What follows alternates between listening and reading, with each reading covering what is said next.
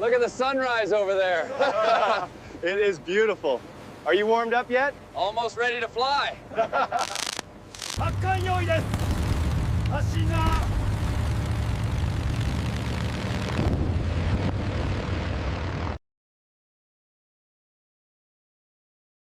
June 19th, 1944, the Philippine Sea.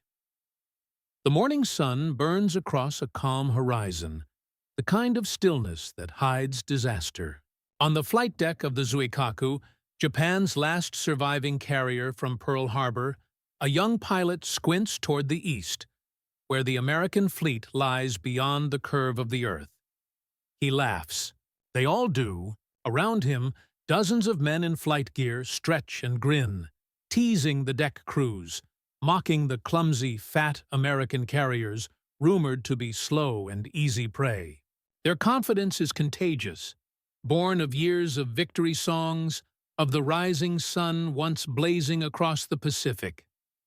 Engines cough to life. Propellers spin. One by one, the planes lift into the blue, climbing into the glare. The ocean glints below like polished steel. But above that steel, beyond their sight, an invisible wall waits. Radar screens glowing, fighters poised, guns locked. In minutes, the laughter will vanish. The sky will ignite, and the age of the Imperial Japanese Navy will begin to die. Early 1944, the war in the Pacific was shifting, slowly, decisively, and fatally against Japan. 2 years earlier, the Imperial Japanese Navy had ruled these waters, from the skies over Pearl Harbor to the coral reefs of Rabaul. It had seemed unstoppable. But by 1943, the tide had turned. The myth of Japanese invincibility had begun to crack.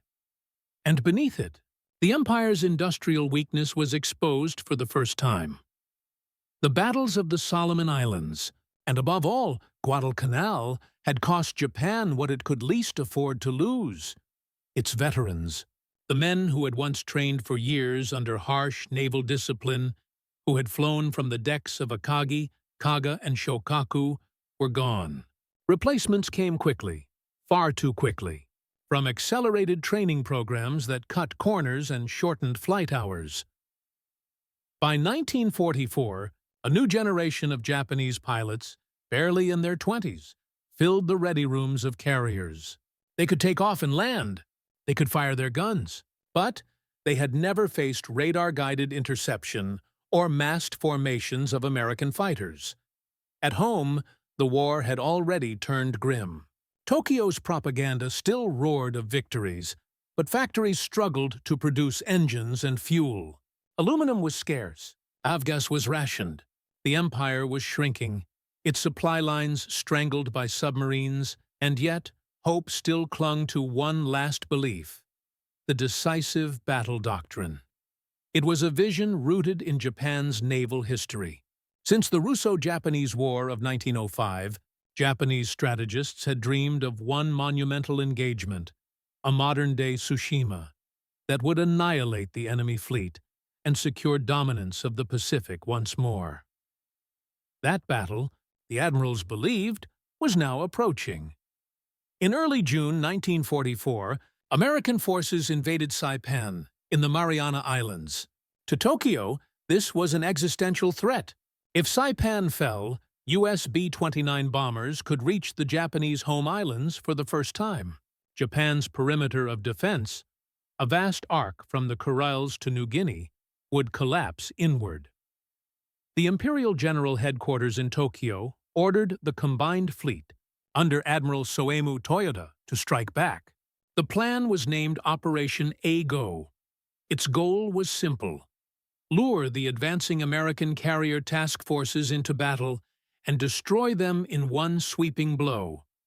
Admiral Jisaburo Ozawa, commanding the Japanese mobile fleet, believed he could do it. Despite being outnumbered, he placed faith in Japan's supposed superiority in long-range aircraft and aggressive spirit. His plan: launch massive, coordinated waves of carrier planes from beyond the range of American radar. overwhelm their defenses, and cripple their carriers before they could respond.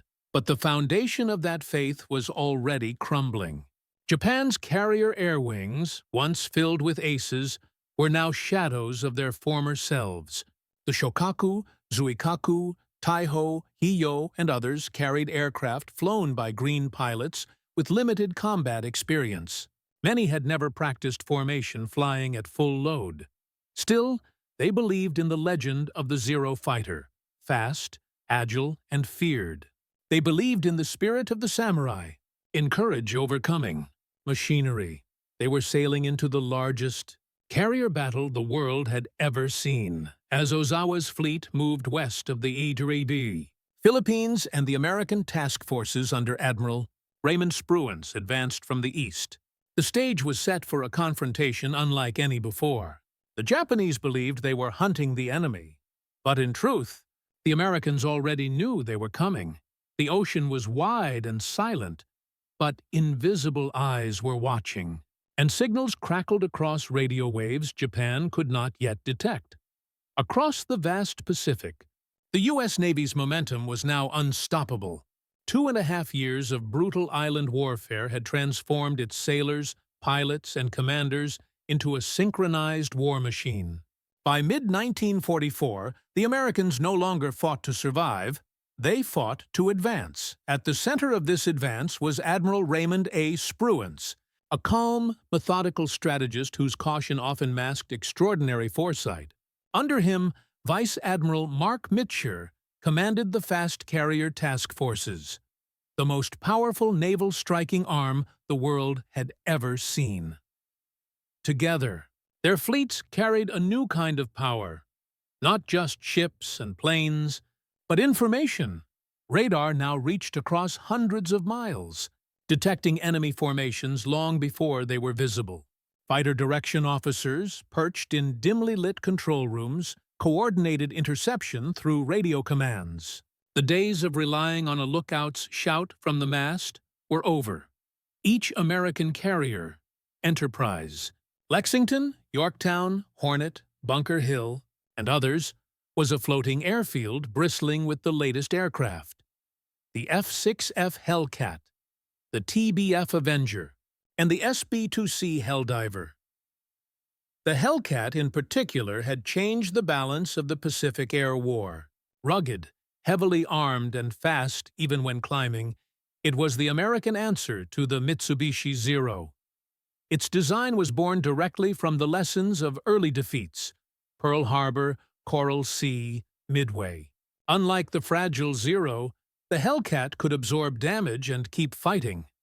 American pilots were trained in vast numbers, drilled with consistent doctrine, and supported by radar and ship-based coordination. Where Japan relied on experience and intuition, the United States relied on systems, the invisible architecture of industrial warfare.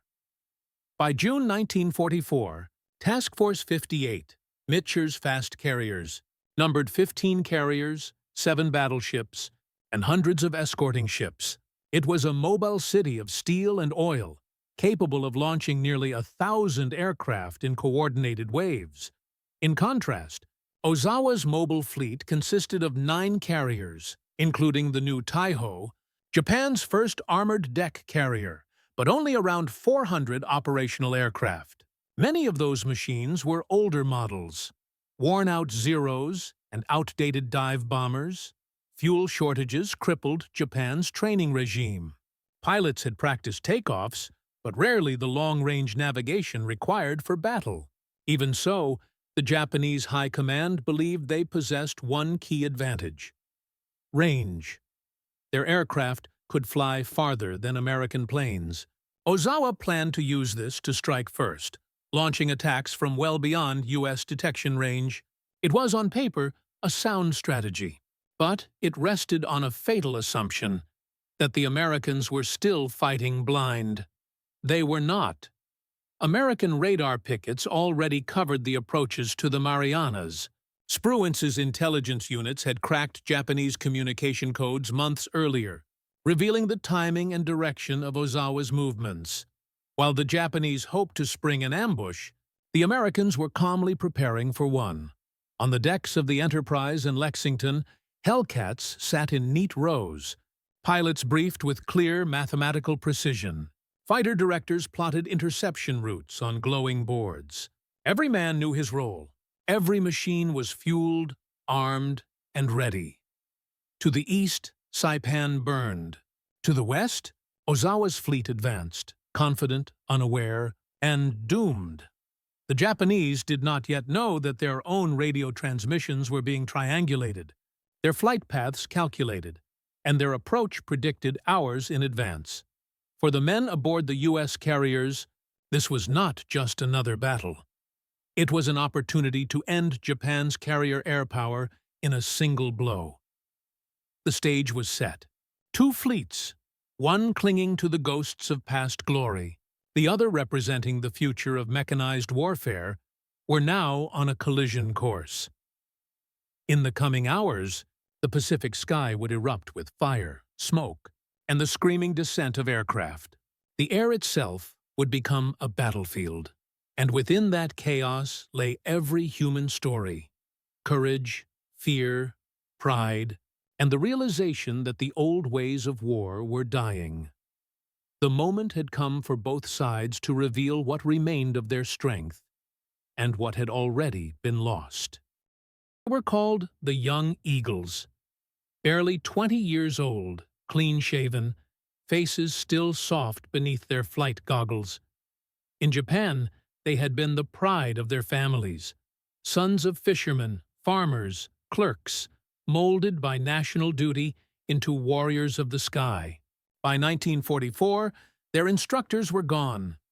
The veterans who had once guided them through the subtleties of air combat had perished over Guadalcanal, Midway, or the Solomons. What remained were accelerated training programs, 3, sometimes 4, months, just enough to take off, form up, and follow orders. In the flight schools of Kyushu and Formosa, they practiced on worn-out trainers, often sharing aircraft between multiple cadets. Some had never fired live ammunition before being assigned to a carrier, and yet they carried with them the same fierce devotion that had defined Japan's naval aviators since the days of the Akagi and Kaga.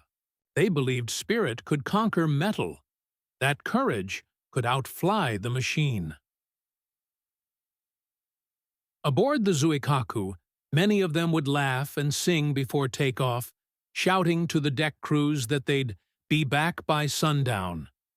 Few would return. These men had inherited a legend, the myth of the Zero, the glory of Pearl Harbor, but not the experience that made that legend real. When they faced the Americans, they would meet pilots older, sharper, and seasoned by 2 years of continuous war. Men who had fought over the Marshalls, the Gilberts, and Truk. Men who flew with discipline, not ideology.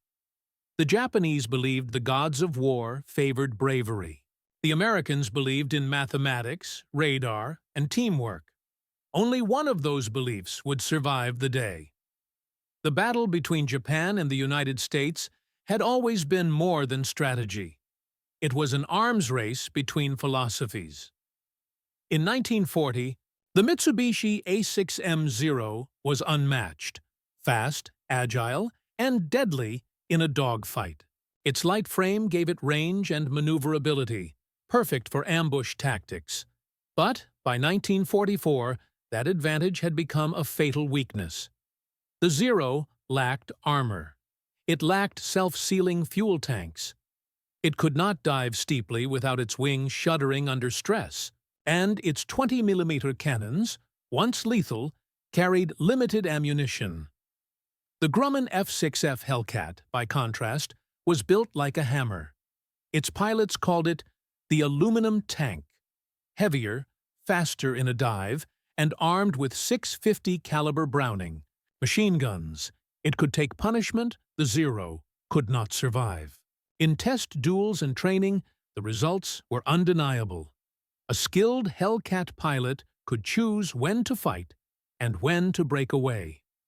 Against the lightly built Zero, the Hellcat's superior climb rate and roll control gave it dominance in every vertical engagement. More importantly, it was replaceable. The United States could build Hellcats faster than Japan could train pilots. Factories in New York and Connecticut churned out hundreds each month. Replacement wings and engines arrived at the front with clockwork efficiency. For Japan, every plane lost was a wound. For the United States, it was a statistic. The Hellcat was not elegant, but it was reliable. And reliability wins wars. When the skies over the Philippine Sea ignited, it was this machine. Simple, sturdy, and guided by radar, that would write the end of Japan's aerial empire. The Japanese had entered the war with eyes and instincts. The Americans would fight it with screens and circuits. On Japanese carriers, radar was primitive, barely functional beyond a few dozen miles. Pilots still relied on visual spotting, lookouts, and instinctive coordination, the art of seeing before being seen. It was an art that had once worked. But by 1944, the Americans had turned air defense into a science. Each carrier group operated under the umbrella of radar picket ships, destroyers equipped with advanced search radar, forming an invisible perimeter far beyond the visible horizon. When those radar screens lit up with incoming signals, the information traveled instantly to fighter direction officers, FDOs, aboard carriers. There, under dim red lighting, men with headsets and grease pencils plotted enemy tracks on transparent boards. Within seconds, they scrambled interceptors, assigning call signs, altitude, and heading with mathematical precision. The result was devastating efficiency. Before the Japanese pilots could even glimpse their targets, dozens of Hellcats were already climbing into the sun to meet them head-on. For the Japanese, it was chaos. Formation discipline broke down in the haze of anti-aircraft fire and intercepting squadrons. Coordination that had once been instinctive among veterans now dissolved under confusion and radio interference. In the bomb, words of one American pilot, it was like watching birds fly into a hurricane. Japan's doctrine of visual warfare, spotting the enemy with the naked eye, had become obsolete in an age of electronics. In that invisible battle between radar and instinct, Japan never stood a chance. And yet, behind every technology and tactic, there were men, commanders whose decisions, shaped by pride or caution, would decide the fate of fleets. War often turns not on numbers, but on temperament. Admiral Raymond A. Spruance and Admiral Jisaburo Ozawa could not have been more different men. Yet their fleets, thousands of miles apart, would soon collide in the same deadly equation. Spruance was not a flamboyant commander. He was calm, deliberate, a thinker first and fighter second. At Midway, 2 years earlier, his restraint and timing had helped destroy 4 Japanese carriers. Now, in June 1944, he commanded not just ships, but the momentum of an entire war. His orders were clear: protect the invasion of Saipan at all costs. He would not chase glory. He would let the enemy come to him. Ozawa, meanwhile, carried the weight of an empire's fading dreams. The Japanese Navy's doctrine demanded a decisive battle, a strike that could turn the war back in their favor. For Ozawa, the Philippine Sea offered one last chance to prove Japan's naval spirit remained unbroken. He believed that audacity, the spirit of the offensive, would compensate for inferior numbers. He trusted in his pilots' courage, in the long reach of Japanese aircraft, and in the tradition that had once brought victory at Tsushima and Pearl Harbor. But courage alone cannot bend the physics of war. Spruance's caution was not hesitation. It was understanding. He let Ozawa make the first move, knowing radar and intelligence gave him every advantage. The result was a duel between belief and logic. One admiral gambling on myth, the other relying on method. When the sky erupted over the Philippine Sea, their decisions would determine who lived to command again and who would vanish beneath the waves of history. For Japan's young pilots, the war was not just duty, it was faith. They flew believing. Their emperor watched from above, that death in service was honor beyond measure. Their culture taught them that courage itself could shift the outcome of battle. To the Americans, this mindset was alien. U.S. pilots were professionals, not martyrs. Their training emphasized survival, teamwork, and precision. They trusted their commanders and machines, not destiny. On Japanese carriers, ceremonies before takeoff often included prayers, salutes to the rising sun, and shared chants invoking victory. On American decks, checklists and briefings replaced ritual. The contrast was total. One side fought for eternal spirit, the other for operational success. Yet, beneath these differences lay a shared humanity. Many American pilots, barely older than their Japanese counterparts, carried lucky charms, letters from home, or photographs tucked inside their flight jackets. They, too, were afraid. In the chaos of the coming battle, both sides would experience the same terror. Engines flaming, oil smoke filling cockpits, the sea rushing up to meet them. The difference was what they believed that moment meant. For the Japanese, it was transcendence. For the Americans, it was survival. One fought to die well. The other fought to live again. That moral divide, courage shaped by culture, would echo through every dogfight above the Philippine Sea. From the perspective of the American pilots, the morning of June 19, 1944, began like any other patrol. Blue skies, calm seas, the distant shimmer of sunlit waves. Then the radar screens began to hum. Contacts, hundreds of them, closing fast from the west. Bogies inbound, bearing 280, Angels 10. The call spread across the fleet. Alarms blared. Hellcats roared to life, climbing in pairs toward the sun. The combat air patrol fanned out, hundreds of blue-gray fighters streaking upward into the blinding light. At first, they saw nothing. Then, faint glints, sunlight on aluminum wings, then specks, then entire formations. Dozens, then hundreds of Japanese planes, packed tight, diving straight toward the carriers. Radio chatter erupted. Target sighted.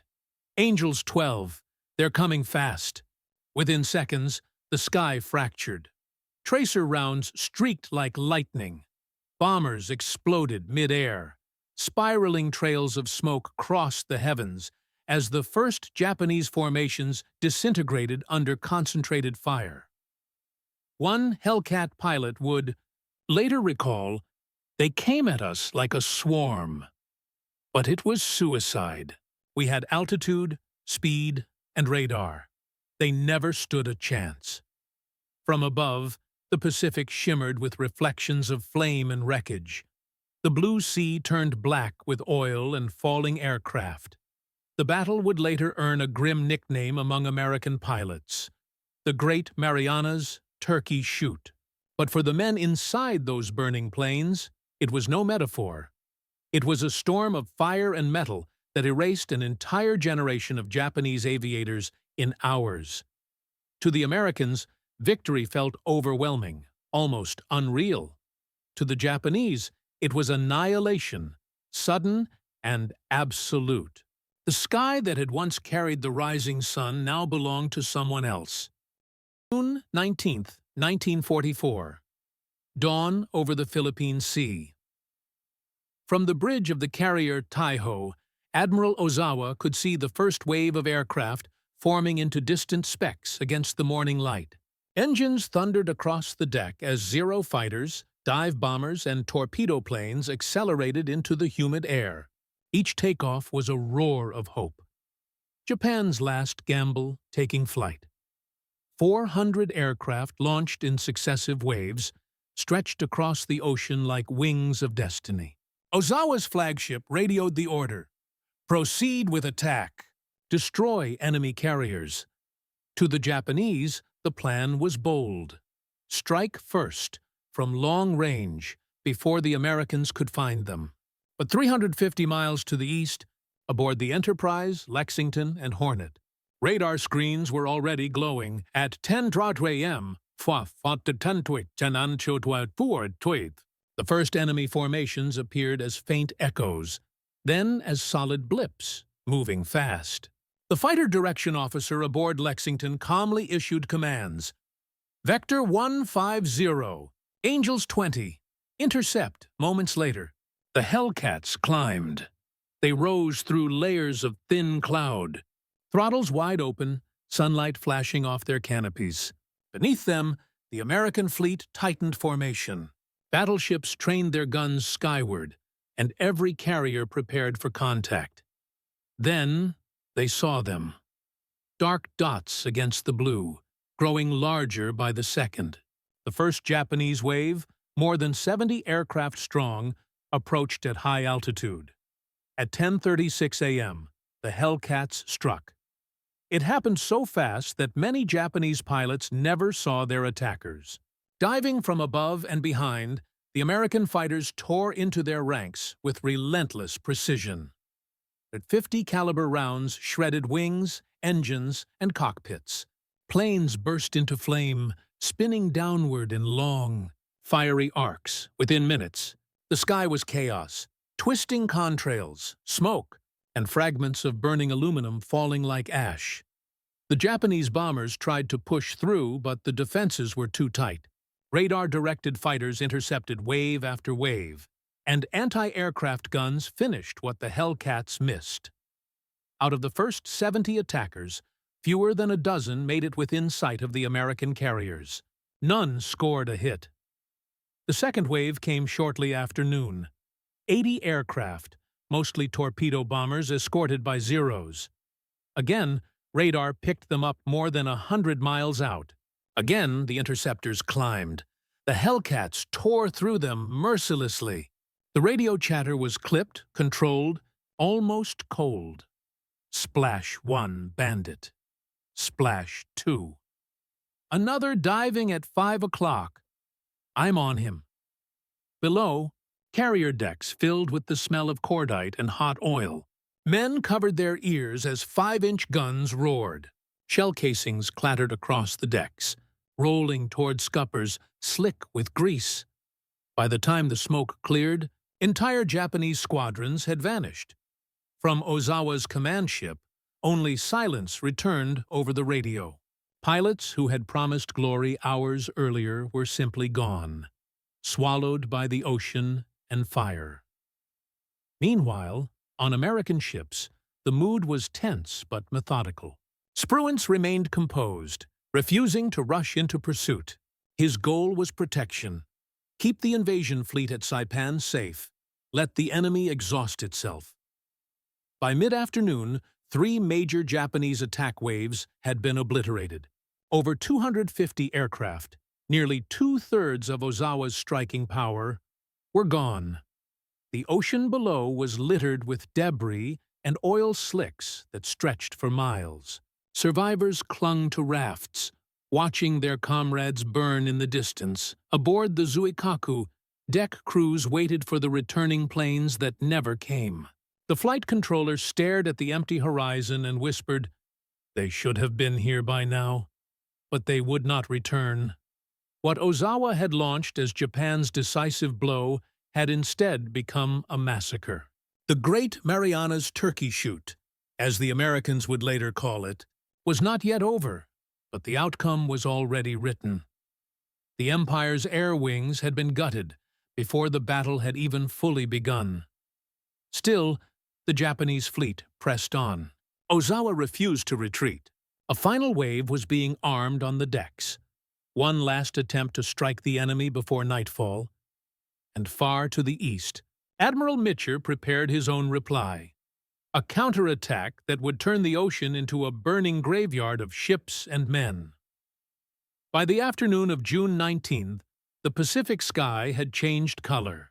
Smoke trails crossed the horizon. Oil slicks shimmered where aircraft had fallen. The once proud Japanese carrier force, the centerpiece of the Imperial Navy, had been blinded. On board the Taiho, Admiral Ozawa paced the flag bridge, unaware that his own flagship was doomed. Hours earlier, a single American torpedo, fired by the submarine USS Albacore, had struck the carrier amidships. The explosion seemed minor at first. Damage control teams sealed the compartments, confident they could save the ship. But below decks, aviation fuel vapors began to spread. Invisible, deadly.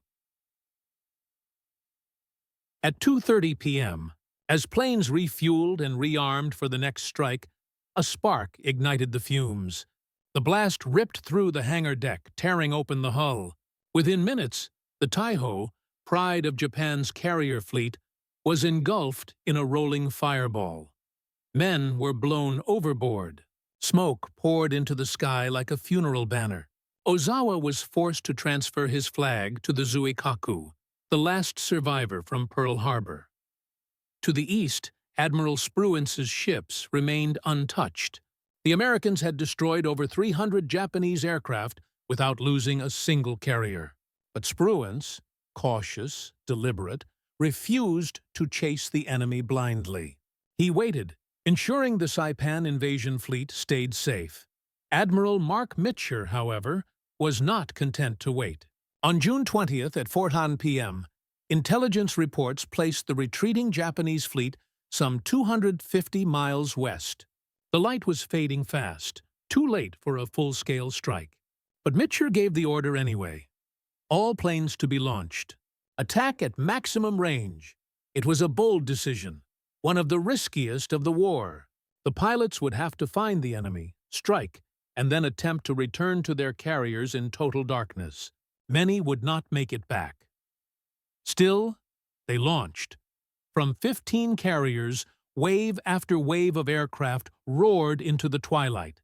More than 200 planes in total. The flight stretched across the Pacific like a living spear. As the sun dipped toward the horizon, the Americans found them, the fleeing Japanese fleet. Below lay the carriers Zuikaku, Hiyo, Junyo, and several oilers and escorts, spread wide across the open sea. The attack began just before sunset. Dive bombers screamed downward, their silhouettes black against the red sky. Torpedo planes came in low, skimming the waves, weaving through anti-aircraft bursts. The Japanese gunners fought back fiercely, but their formation was broken. Their coordination shattered. At 7:12 p.m., two 500-pound bombs struck the carrier Hiyo. Moments later, she erupted in a towering explosion, aviation fuel and ordnance detonating in a single colossal burst. Flames shot hundreds of feet into the air. The ship rolled to port, burning furiously, before disappearing beneath the waves. The Zuikaku took hits as well, her decks torn open, aircraft destroyed before they could launch. Escorts were damaged, transports scattered. The Americans lost few planes in combat, but the flight home would be far deadlier. Darkness swallowed the horizon. The ocean below became an endless black void. Pilots strained to read their instruments, their fuel gauges sinking toward empty. Radio chatter filled with confusion and fear. Low on fuel. Cannot find the carrier. Ditching.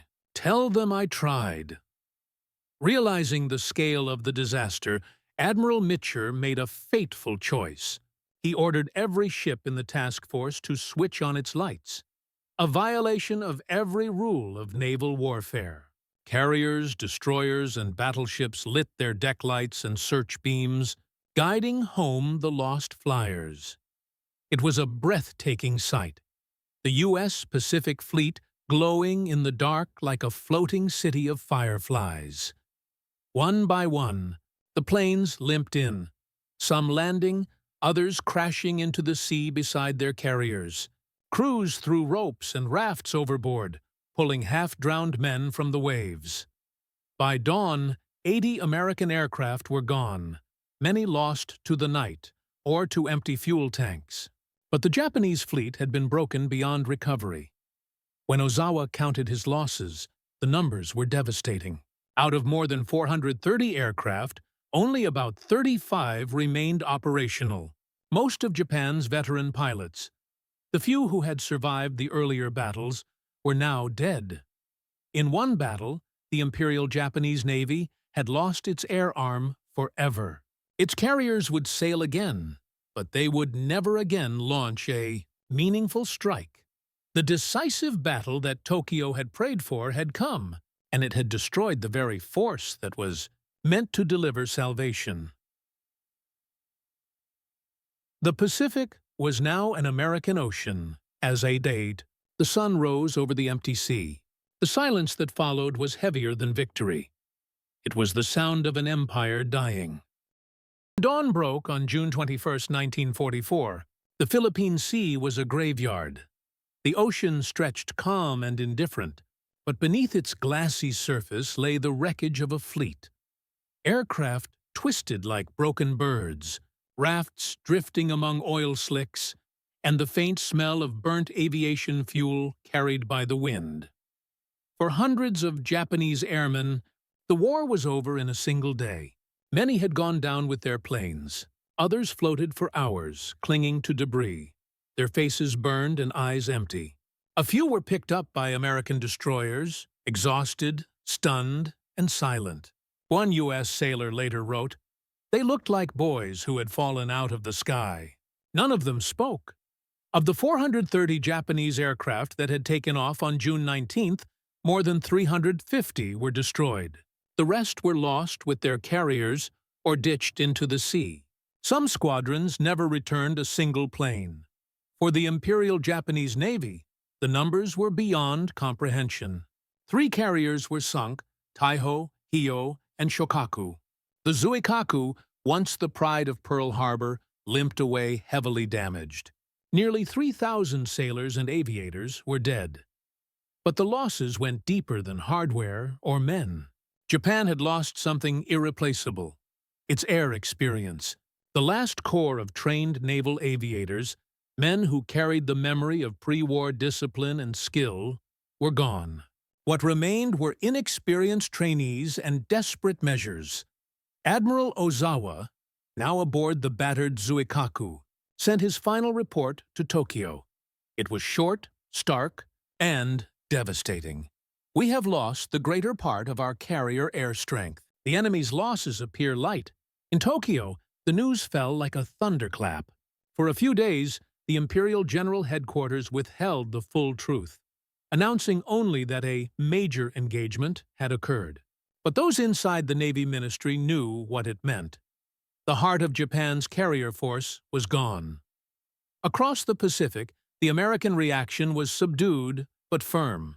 Spruance and Mitchell did not celebrate. Their ships continued operations around Saipan, launching strikes, recovering survivors, and preparing for the next phase of the campaign. To the sailors of Task Force 58, the victory felt almost unreal, too one-sided, too effortless. Many compared it to target practice. The phrase "Turkey Shoot" spread among the crews, a grim shorthand for the slaughter they had witnessed. And yet, even among the victors, there was reflection. Pilots who had shot down 5, 6, even 7 enemy aircraft in a single sortie returned to their bunks exhausted, haunted by the scale of destruction. "It stopped feeling like combat," one said later. "It felt like execution. The sea had become a machine, and the men who fought within it, on both sides, were caught inside its gears." By the time the wreckage drifted toward the horizon, the Pacific balance of power had changed forever. The United States had eliminated Japan's ability to wage carrier warfare. From that moment on, Japan's remaining carriers would serve as decoys or transports, not instruments of offense. The empire had reached the edge of its power, and beyond it, lay desperation.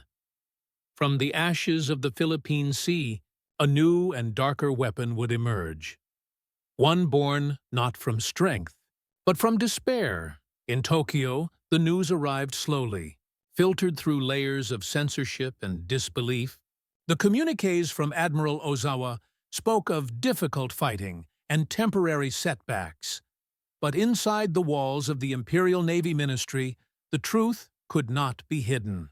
Japan's last great carrier battle had ended not in victory, but annihilation. When the loss figures were finally compiled, even the most hardened officers stared at them in silence. 3 carriers gone, over 400 aircraft destroyed, nearly all trained naval aviators dead or missing. For Japan, this was more than a military defeat.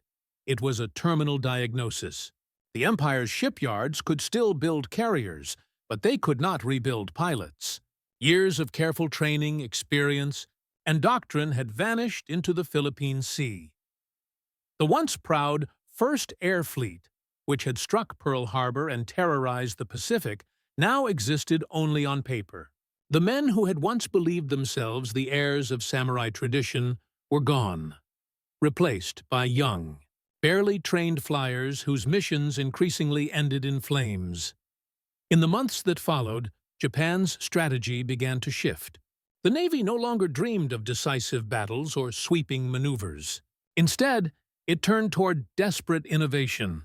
Planners began discussing suicide tactics, missions where pilots would crash their planes into American ships. What had once been unthinkable now became doctrine. The path to the kamikaze had begun here, in the smoldering aftermath of the Philippine Sea. Meanwhile, on the American side, the victory had opened the gateway to Japan itself. With the skies over the Philippine Sea cleared, U.S. forces completed their conquest of Saipan. From its airfields, long-range B-29 bombers could now strike the Japanese homeland directly.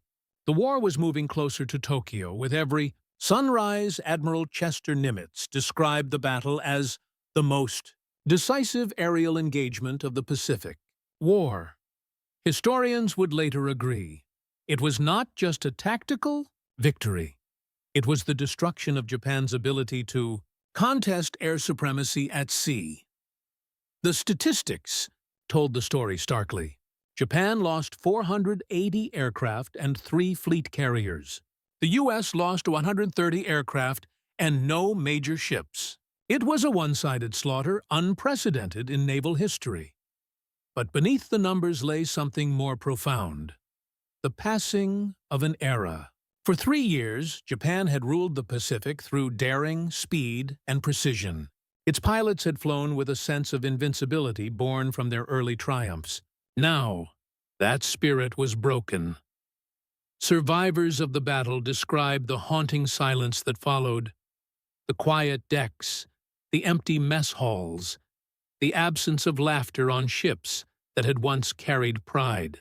It was as if the light had gone out of the fleet, one officer wrote. In the months ahead, Japan would fight on and fight fiercely, at Leyte Gulf, at Iwo Jima, at Okinawa. But it would never again fight from the sky as an equal power. The Battle of the Philippine Sea had done more than sink ships. It had stripped the empire of its most potent weapon: belief. And across the Pacific, in the minds of American commanders, a realization took root: that the end, though still distant, was now inevitable. In the wreckage of that silent sea lay the last breath of Japan's naval air power, and the first shadow of its final defense. The Battle of the Philippine Sea was more than a military engagement. It was a reckoning, a collision between 2 visions of war, 2 nations shaped by faith in their machines and men. For Japan, it marked the end of an illusion. The empire that had once believed it could dominate the Pacific by spirit alone now faced the cold reality of industrial war. No amount of courage could stand against the precision of radar, the range of American carriers, or the relentless rhythm of U.S. logistics. For the men who fought that day, the sky itself became a mirror, reflecting both triumph and tragedy. The Japanese pilots who laughed on their decks that morning had not lacked bravery. They had lacked time, fuel, and a nation capable of sustaining them. Their courage met the future head-on and vanished into it. For the Americans, the victory was monumental, yet sobering. It revealed the maturity of a war machine that now spanned oceans, one capable of striking, recovering, and striking again without pause. Yet beneath the triumph lay exhaustion, grief, and the quiet understanding that each battle, no matter how decisive, still cost lives measured in heartbeats. Technologically, the Philippine Sea was the turning point. It proved that war had entered a new era, where information and industry mattered more than tradition or daring. The age of the individual ace was fading. The age of systems, coordination, and overwhelming production had arrived. When the smoke cleared, the Pacific was no longer divided by empires. It was ruled by whoever could command the sky, and from that sky, the future of warfare and of the world would descend. The Japanese pilots who mocked the American carriers never saw it coming.